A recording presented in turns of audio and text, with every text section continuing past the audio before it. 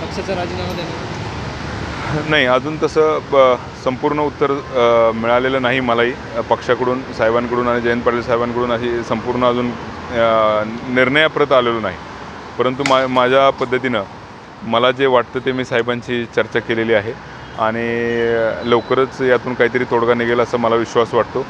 परंतु माझे आज प्रकाश आंबेडकर साहेब आणि राजू शेट्टी साहेब यांच्याशी बैठका आहेत आणि त्यानंतर मी 1-2 दिवसात माझा अंतिम निर्णय जाहीर करेन.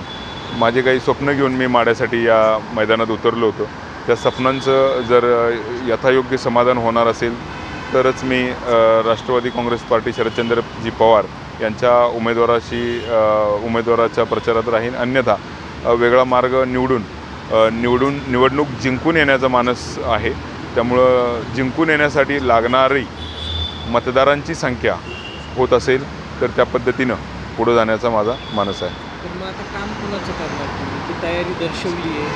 नाही, अजून मी स्वतःच उभं राहणार आहे हे माझं अजूनही ठाम मत आहे. त्यामुळं अजूनही कुणाचं काम करायचं यावर काही निर्णय झालेला नाही. काल जयंत पाटलांबरोबर तुमची बैठक झाली, काय बोलणं झालं? आज तुम्ही पवारांना भेटला, काय बोलणं झालं? जयंत पाटील साहेबांनी कोणत्या परिस्थितीमध्ये धैर्यशील मोहिते पाटील यांचा निर्णय झाला याची मला कल्पना दिली. त्यांच्या बाजूनं ते बरोबर आहेत. प्रदेशाध्यक्ष म्हणून त्यांनी जो काही निर्णय घेतला तो त्यांच्या नजरेतून बरोबर आहे. परंतु मी लोकांच्या नजरेतून लोकांबरोबर भेटलो होतो, फिरलो होतो. लोकांना काय अपेक्षित आहे ते मला माहीत होतं आणि मला असं वाटत होतं की माझ्या सारखा निर्णय होईल आणि मला तिकीट मिळेल.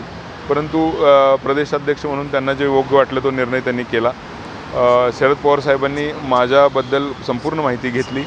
माझं माढा लोकसभा मतदारसंघामध्ये उभं राहण्याचं कारण काय आहे, माझं काय विजन आहे, माझी काय स्वप्न माढा मतदारसंघासाठी आहेत याची माहिती शरद पवार साहेबांनी घेतली. ती कशा पद्धतीनं आपल्याला पूर्ण करता येतील याबद्दल सविस्तर आमची चर्चा झाली. तर तरीही थोडंसं 2 दिवस आणखी मला प्रकाश आंबेडकर आणि राजू शेट्टी यांच्याशी बोलून मगच मी अंतिम निर्णय माझा जाहीर करेन. चर्चा करणार आहे? हो, दोघांची वेगळी चर्चा होईल. म्हणजे पर्याय 2 आहेत तुमच्यासमोर, वंचित आणि शेतकरी संघटना. 2 आहेत किंवा दोन्ही एकत्रही आहेत. दोन्ही एकत्र.